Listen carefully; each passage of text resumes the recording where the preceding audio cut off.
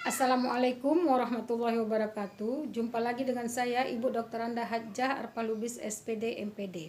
Pembahasan kita kali ini adalah tentang listrik statis. Mudah-mudahan apa yang dibahas nanti bisa bermanfaat bagi kita semua. Langsung saja kita ke pembahasannya. Baiklah, sekarang kita masuk ke pembahasan tentang listrik statis. Jadi listrik statis ya. Jadi listrik itu terbagi kepada dua, listrik dinamis dan listrik statis. Nah, pada listrik statis ini ada yang dikenal dengan hukum Coulomb. Jadi hukum Coulomb itu ya gaya tarik antara dua benda ya sebanding dengan muatan dan berbanding terbalik dengan kuadrat jaraknya. Jadi syarat pada hukum Coulomb ini adalah dua benda. Jadi dua benda, dua muatan ya yang saling tarik. Ini ada muatan satu, ada muatan dua. Berarti muatan satu menarik muatan dua juga menarik muatan satu. Jadi F12 itu sama dengan F21. Jadi besar gaya tarik keduanya sama. Q1 berapa tarikannya sama dia dengan Q2, segitulah tarikannya. Maka berlaku rumus F12 sama dengan F21 sama dengan F. Inilah gaya Coulomb, inilah rumus gaya Coulomb itu. F sama dengan K Q1 Q2 per R kuadrat. Nah, K di sini itu nilainya adalah 9 kali 10 pangkat 9. Atau sama dia dengan K itu rumusnya 1/4 pi kali epsilon. Nah, kalau ini dua muatan, ini dia rumusnya. Kalau dia tiga muatan, maka berlaku vektor. F3 ini ada Q1, ada Q2, dan ada Q3. Kalau misalkan yang ditanya F3, berarti di sini dia, di muatan 3. Berarti ada pengaruh Q1 dan ada pengaruh Q2. Maka berlaku rumusnya F31 kuadrat tambah F32 kuadrat tambah 2F31 kali F32 cos alfa.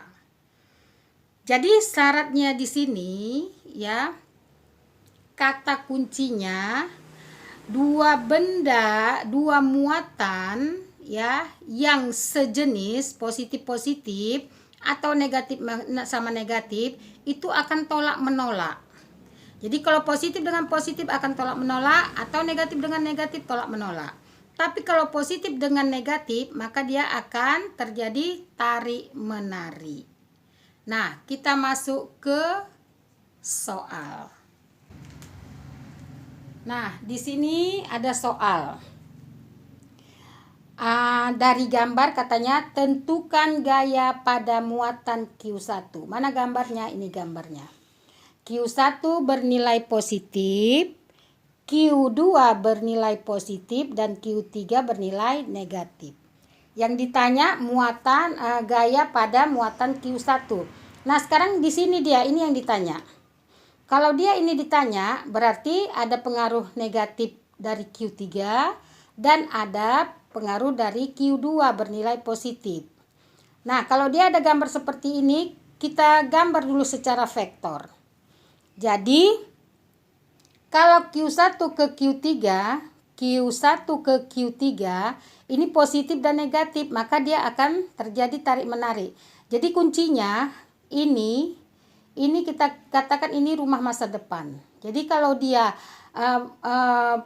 perempuan dengan laki-laki ya, boleh nggak satu rumah? Boleh nggak secara umumnya dia bersatu? Boleh, maka dia harus berada di sini. Tapi kalau positif dengan positif dia tidak boleh. Jadi ini positif tidak secara positif dengan positif ini akan terjadi tolak menolak. Makanya dia keluar dia. Jadi kalau positif dengan negatif di dalam rumah masa depan, kalau dia positif dengan positif, ini positif dengan positif, dia tidak di dalam ini dia, tapi di mana? Keluar dia. Maka kita gambarkanlah vektornya. Inilah dia vektornya. Maka yang mana F1-nya? Inilah F1-nya. Inilah dia resultannya. Inilah yang mau kita cari tadi. Berarti F1 itu ada pengaruh F13 dan ada pengaruh F12. Kita masuk ke penyelesaian.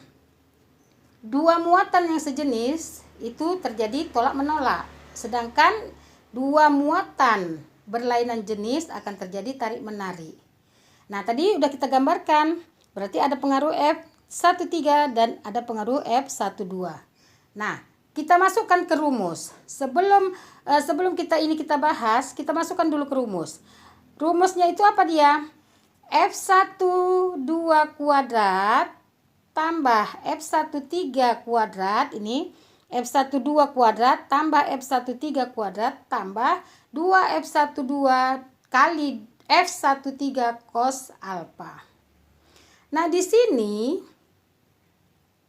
cos alfanya ya itu 120. Dari mana 120? Nah, kita lihat ini segitiga sama sisi. Kalau segitiga sama sisi, maka sudutnya masing-masing di sini 60, sini 60, sini 60. Ya, ini 60, 60, 60. Nah, sementara dia di sini. Kalau dia 60, sudut pelurus itu kan 180. Berarti 180 kurang 60, inilah dia sudutnya. Maka sudut 120. Maka sudut 120 ini dapatnya dari sini. Kita gambarkan. Dari gambar dia dapat sudutnya itu nanti ya.